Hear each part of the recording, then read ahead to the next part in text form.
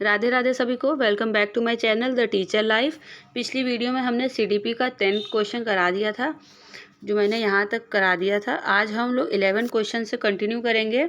जो हमारा पहला क्वेश्चन है, बाल केंद्रित शिक्षण, जो हमारा चाइल्ड सेंटर्ड शिक्षण है, टीचिंग है। आज का हमारा एजुकेशन कैसा होगा, चाइल्ड को सेंटर में रख के, न कि टीचर को सेंटर में रख के।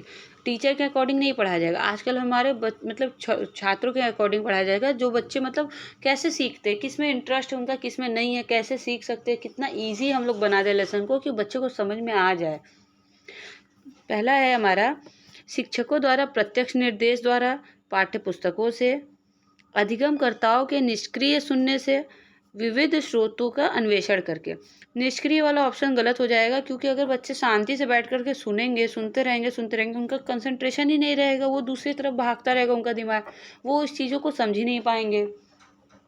तो हमारा ये ऑप्शन तो सीधा कट जाता है।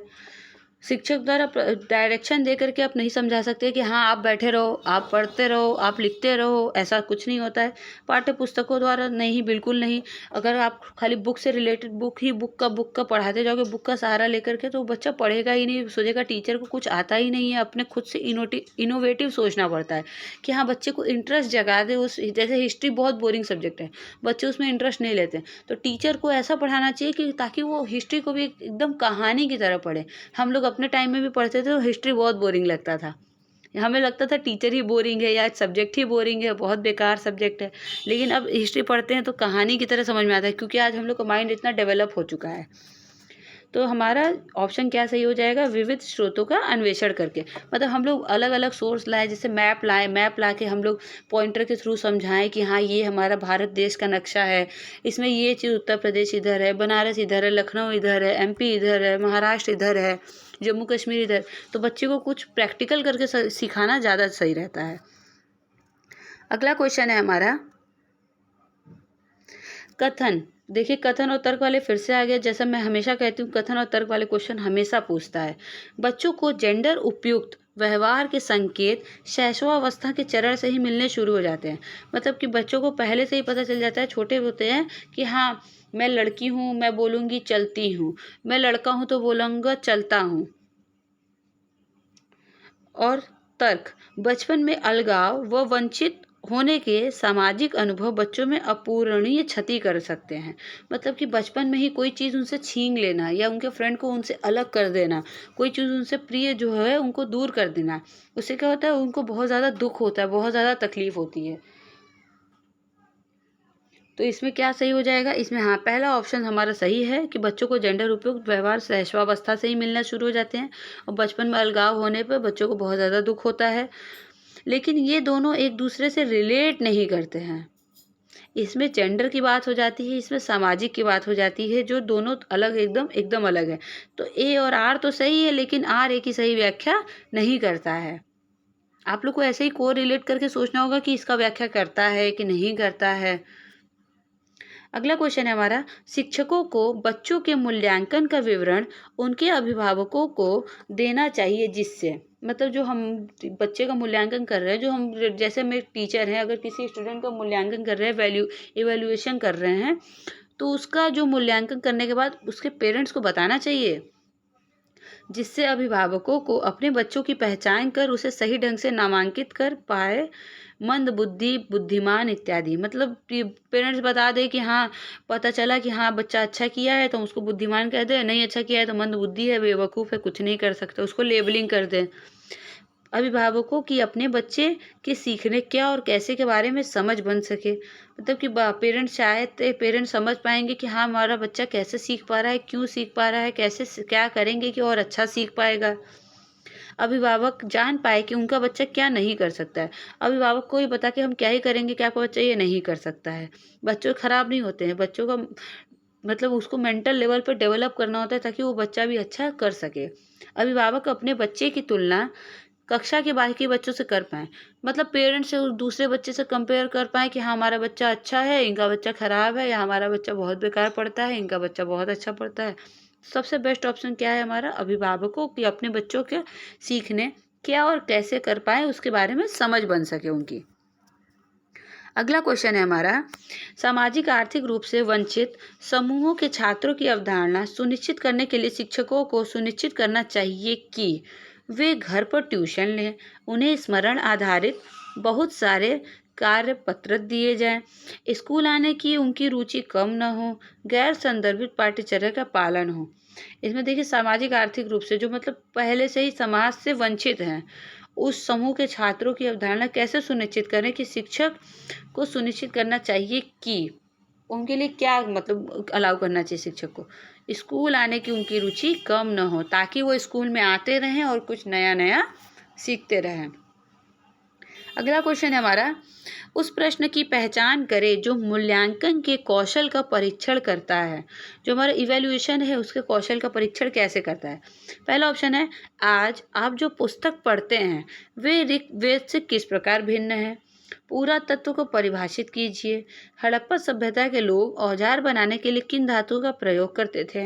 हड़प्पा सभ्यता स्थल की खोज कब की गई थी। मतलब कि उनका मूल्यांकन करना है, ऐसा प्रश्न देना है कि बच्चे को एक बार मूल्यांकन कर ले कि हाँ ये बच्चा कितना पढ़ा है, कितना कर सकता है, कितना नहीं कर सकता है। तो इसमें बेस्ट क्वेश्चन क्या हो जाएगा, आज आप जो पुस्तक पढ़े हैं वे ऋग्वेद से किस प्रकार भिन्न है। मतलब इसमें बच्चा क्या करेगा, अपना कुछ इनोवेटिव सोच के बताएगा कि हमने जो पुस्तक पढ़ी है वे ऋग्वेद से कैसे भिन्न है, किस तरीके से भिन्न है। पूरा तत्व को परिभाषित तो कर देगा, किन धातुओं का प्रयोग करते थे वन वर्ड में आंसर दे देगा, खोज कब की गई थी ये भी आंसर दे देगा। सबसे बेस्ट ऑप्शन क्या है हमारा, ऑप्शन 1। अगला क्वेश्चन है हमारा, समावेशी शिक्षा को बढ़ावे और सुसाध्यन हेतु दिव्यांग जन अधिकार अधिनियम 2016 के अंतर्गत निम्न में से युक्तियों के किस समूह को प्रतिपादित किया है। इसमें हमारा देखिए, विद्यालय जाने वाले बालकों को हर 5 वर्ष में सर्वेक्षण करना, सभी के लिए ₹1 और मानकीकृत पाठ्यक्रम और परीक्षा प्रणाली सुनिश्चित करना। और हमारा सी ऑप्शन है, पुस्तकें, अन्य अधिगम सामग्री और समुचित सहायक युक्तियां उपलब्ध करवाना, संसूचना हेतु समुचित, संवर्धित और अनुकल्पित पद्धतियों का उपयोग करना। इसमें बताना है कि आपको कौन कौन सा ऑप्शन सही है। इसमें हमारा ए सही है, सी सही है और डी सही है, बी ऑप्शन गलत है।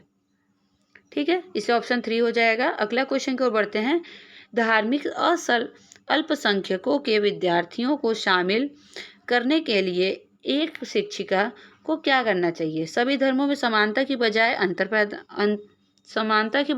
पर ज़्यादा बल दें। विभिन्न धर्मों के सदस्यों के बीच सद्भाव के उदाहरण प्रस्तुत करें। विशेष धर्मों में विश्वासों और प्रथाओं के बारे में पूर्वाग्रहों को बढ़ावा देना। विशेष धर्मों से संबंधित रूढ़ियों को मजबूत करें। रूढ़ियों को मजबूत करके आप क्या ही कर लोगे, स्टीरियोटाइप बनोगे, रूढ़िवादी बनोगे, पुरानी सोच को आगे बढ़ाते चलोगे। पूर्वाग्रहों को बढ़ावा भी वही है, विभिन्न धर्मों के सदस्यों के बीच सद्भाव का उदाहरण प्रस्तुत करें, जो कि हमारा बेस्ट ऑप्शन है। और समानता की बजाय ज़्यादा बलदेही वाला भी गलत हो जाएगा। अगला क्वेश्चन है हमारा, डिस्ग्राफिया मुख्य रूप से किस कठिनाई से जुड़ा है। डिस्ग्राफिया किस से जुड़ा है हमारा, डिस्ग्राफिया हमारे लिखने से जुड़ा है। इसमें डिस्कैल्कुलिया भी आता है, डिसलेक्सिया भी आता है, अफेजिया भी आता है। तो आप लोग इसमें भी थोड़ा थोड़ा पढ़ लीजिएगा, इसमें से 1-2 क्वेश्चन फंस जाते हैं, जो मैं ऊपर भी पढ़ के गई थी कि हाँ इसमें मेन पॉइंट ये पढ़िएगा कि डिस्ग्राफिया किससे जुड़ा है, डिस्कैल्कुलिया किससे जुड़ा है, डिसलेक्सिया किससे जुड़ा है, अफेजिया किससे जुड़ा है। ये सारे मतलब अलग अलग तरीके के लक्षण होते हैं जो बच्चों में पाए जाते हैं। तो वो लिखने से जुड़ा है कि वो बच्चा लिख नहीं पाता है अच्छे से। जैसे डिसलेक्सिया हो जाएगा तो बोलने से जुड़ा रहेगा, वो पठन से जुड़ा रहेगा। जैसे सी लिखा है उसको शॉ पढ़ेगा, उसको ही को कुछ और ही पढ़ेगा, वॉस को सौ पढ़ेगा, उल्टा सीधा पढ़ता है। अगला क्वेश्चन है हमारा, निम्नलिखित में से कौन सा अभ्यास दृष्टिबाधित विद्यार्थियों के सफल समावेशन हेतु को सुनिश्चित करने में सहायक होगा। पहला ऑप्शन है हमारा, छोटे मुद्रण और चित्रों वाली पुस्तकें, शिक्षक और साथियों द्वारा सांकेतिक भाषा का प्रयोग, स्पर्शनीय और उभरी सामग्री का उपयोग, बोर्ड पर लिखित निर्देश। चारों ऑप्शन में से बेस्ट ऑप्शन क्या हो जाएगा हमारा, ऑप्शन 3 हो जाएगा, स्पर्शनीय और उभरी सामग्री का उपयोग करें। जो दृष्टिबाधित विद्यार्थी उनको छू करके समझने की ज़रूरत होती है, इसलिए उनको ऐसा सामग्री का उपयोग करें जिससे वो छू कर समझ सकें। आज का हमारा लास्ट क्वेश्चन है, उच्च सृजनात्मक वाले विद्यार्थियों की आवश्यकता को पूरा करने के लिए एक शिक्षिका को ऐसी गतिविधियों से बचना चाहिए जो निम्नलिखित में से किसे बढ़ावा देती है? अभिसरण सोच को, सीखने की जिज्ञासा को, विचारों की मौलिकता को, समस्या समाधान कौशलों को। चारों ऑप्शन में से ऑप्शन क्या हो जाएगा हमारा? अभिसरण सोच को। इससे बचना चाहिए, मतलब कि कन्वर्जेंट नहीं सोचना चाहिए, हमेशा डाइवर्जेंट सोचना चाहिए। मतलब एक जैसा एक प्रश्न का एक ही उत्तर हो ऐसा नहीं सोचना चाहिए, एक प्रश्न के बहुत सारे उत्तर निकले ताकि बच्चा इनोवेटिव सोचे, ऐसा करना चाहिए। आज के लिए इतना ही, मिलते हैं नेक्स्ट वीडियो में। आप लोग पहली बार आए हैं तो सब्सक्राइब कर ले हमारे चैनल को। हमारे चैनल पे इसी तरह प्रैक्टिस सेट करवाया जाता है। लाइक कर दे, कमेंट कर दे। Thank you.